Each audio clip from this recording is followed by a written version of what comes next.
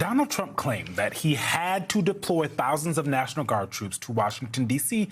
to deal with what he called a crime emergency.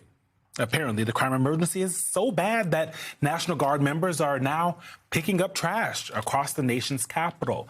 Officials say it's part of a broader, quote, beautification and restoration mission.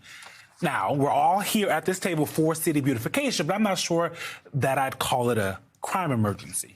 According to the Associated Press, deploying troops to D.C. for a crime emergency that's actually not a crime emergency will cost an estimated $1 million a day for you. That's your money.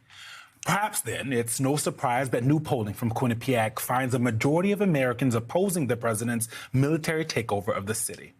Joining us now is Mayor Van Johnson of Savannah, Georgia. He is the president of the African American Mayors Association. Mayor Johnson, it's very good to see you. Thank you for being with us. Look, I hear the justifications or the explanations that the president and the broader administration are putting out on this, but I also hear the cities that he is targeting. And the cities are Chicago, they are Baltimore, they're Oakland, right? They're LA, they're DC, and all those cities have something in common. All of the mayors of those cities are Black.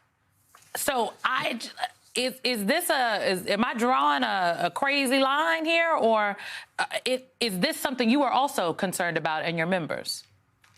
Well, we just look at it for what it is. If it sounds like a duck, talks and walks like a duck, then it's quack, quack as a duck.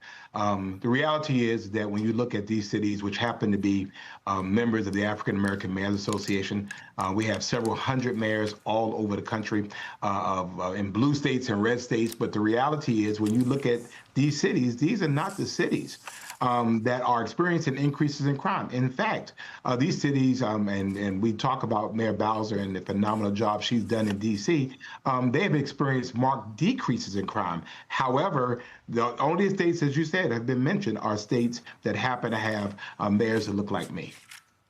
Mayor, I don't even know how to have conversations anymore when it comes to stuff that's happening around the country, because there's so many pieces of it that just don't fit. It's antithetical to your service as a mayor. It's antithetical to the expectations that the people had when they entrusted you with the leadership. And now you have this third party, this force of nature that's come through and is trying to dictate terms to you and mayors like yourself on what they think you should be doing, how they think you should be handling problems, while they ignore the bigger problems that they should be concerned with.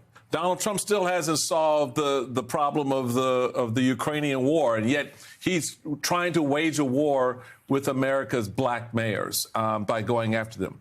Having said that, are you ready to get arrested? Well, I'm a child of struggle. Resiliency is in my DNA, and it'll be what it will be. I will protect my city.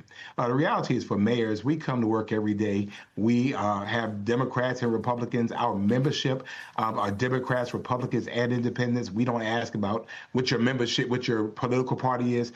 And so the fact is, we are folks, we're charged to solve problems. And that's what we do every single day. What the president is doing, I mean, we get it. We know elections have consequences. If it's retribution, if it's get back, just say what it is, and we'll just live with that. But to be able to use the premise that crime is exploding in these cities where it's clearly not, is really, to me, is a distraction. People want to see those files.